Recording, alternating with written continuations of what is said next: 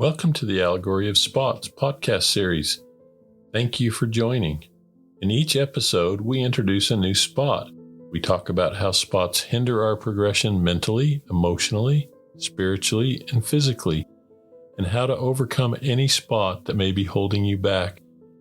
As you begin to move and apply the things you learn, you will start to see weaknesses become strengths.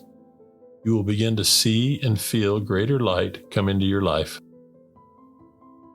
I am Stephen, and thanks for joining. I'll be your host for this episode. Let me start out with a couple of questions.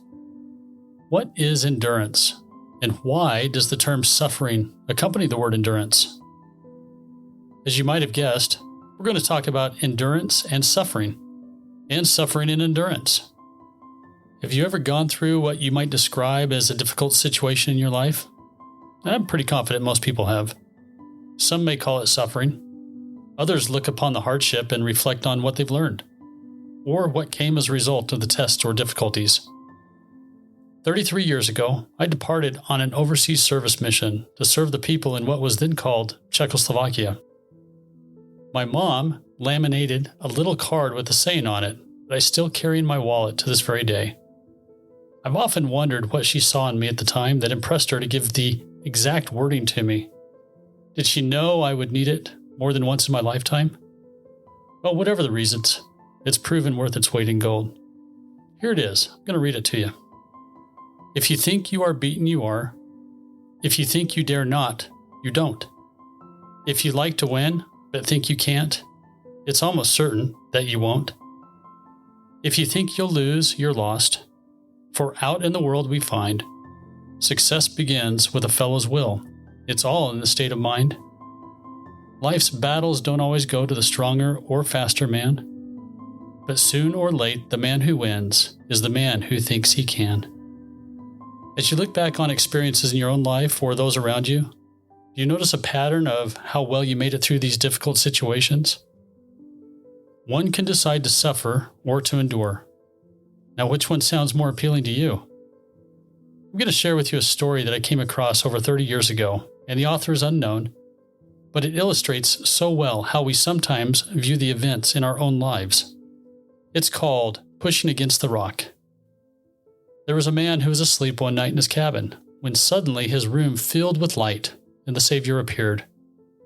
The Lord told him he had a work for him to do and showed him a large rock, explaining that he was to push against the rock with all his might. This the man did, and for many days he toiled from sunup to sundown. His shoulder set squarely against the cold, massive surface of the rock, pushing with all his might. Each night the man returned to his cabin, sore and worn out, feeling that his whole day had been spent in vain.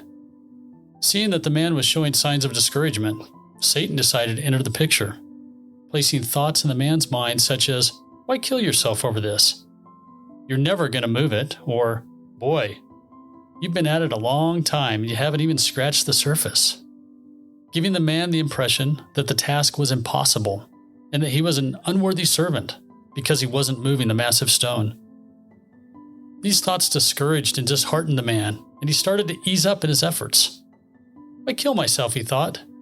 "I'll just put in my time, putting forth just the minimum of effort. That'll be good enough." And that he did, or at least he planned on doing, until one day he decided to take his troubles to the Lord. "Lord," he said, "I've labored hard and long in your service, putting forth all my strength to do that which you've asked me. Yet, after all this time, I've not even budged that rock half a millimeter. What's wrong? Why am I failing?" And to this the Lord responded compassionately, "My friend, when long ago I asked you to serve me and you accepted, I told you to push against the rock with all your strength, and that you have done. But never once did I mention to you that I expected you to move it, at least not by yourself. Your task was to push, and now you come to me, your strength spent, thinking that you have failed and ready to quit. But is that really so? Look at yourself. Your arms are strong and muscled, your back sinewed and brown. Your hands are calloused from constant pressure, and your legs have become massive and hard. Through opposition, you've grown much, and your ability now far surpasses that which you used to have. Yet still, you haven't succeeded in moving the rock. And you come to me now with a heavy heart and your strength spent. I, my friend, will move the rock.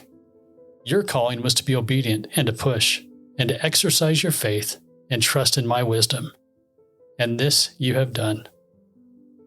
Endurance is the capacity of something to last or to withstand wear and tear. Now let's put this spot into perfect alignment by replacing the word something and now using the appropriate wording, or the atonement of Jesus Christ. Now let me read it again with this change. Endurance is the capacity of the atonement to last or to withstand wear and tear. We're making the atonement last by casting off the burdens we're carrying. Throughout the entire Spots podcast series, you've heard us talk about and remind you of how to remove your spots, or how to cast them off.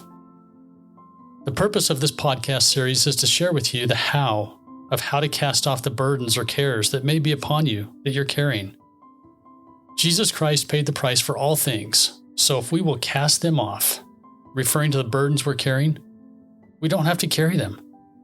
You get to decide whether you feel pain and suffering or not. You get to decide how long you carry it for. If you really ponder this closely, knowing that all these cares and burdens were already paid for in full, why would you even have a desire to carry them further and pay for something that was already given to you? Let me put it in another way, using a boat as the example here. Imagine being in a boat, one that has no holes, where no water can penetrate. And there is no way you can poke holes in this boat. Why? Because the atonement of Jesus Christ has no holes. The only way for water to enter into that boat is if you scooped it in yourself. This applies to all the spots in the podcast series. Stop holding on to them and carrying them around everywhere you go. Stop scooping up the water and filling the once dry boat. Endure the things in your life through Jesus Christ and allow the suffering to be replaced by the atonement. We hope that you've heard the Spirit or felt the Spirit of God urging you to cleanse your life as you've listened to the various spots in the podcast series. There are a few easy steps to remove the spots from your life. The process isn't hard, and once mastered, you will use the process over and over again, going deeper into your soul to be clean and spotless. The first step is to start by making a comprehensive list of all the things in your life you need to get rid of, repent of, or be healed from. You will know your list is complete when you feel you have included all the items that come to mind. The next or second step is to take an inventory of what you're feeding your spirit, because what you feed your spirit is what feeds your flesh. Your body will follow your spirit, so feed your spirit what you want to become. Third, you've identified the spots. Now let's get rid of them or cast them off. Here's how you do that. Present your list to God through prayer. Ask Him for help. As you pray, ask God to remove your spots, to literally take them from you. Remember, it gets easier. You may have heard this teaching by David O. McKay in one of the previous episodes. Your weakest point will be the point at which Satan tries to tempt you and will try to win you. And if you've made it weak before you have undertaken to serve the Lord, He will add to that weakness. Resist him and you will gain in strength. He will tempt you at another point. Resist him and he becomes weaker and you become stronger. Ask God to remove and offload all your burdens, stresses, and concerns. Stop trying to carry them alone. They weren't meant for you to carry. It'll only bring you continued suffering, poor health, and distress to carry them. The last or fourth step. Once you've finished steps 1 to 3, start the process again. Only this time, you're going to travel a little deeper into your soul, searching out even the smallest of spots you might have overlooked or not even recognized. Ask God to reveal them. He has a way of bringing them to the surface so that you'll see them. This is truly a personal experience with you and God as He helps you in the cleansing process. And finally, continue these steps until you've completely cleansed yourself of any and all spots. Then move forward by using the atonement of Jesus Christ each and every day to keep yourself unspotted.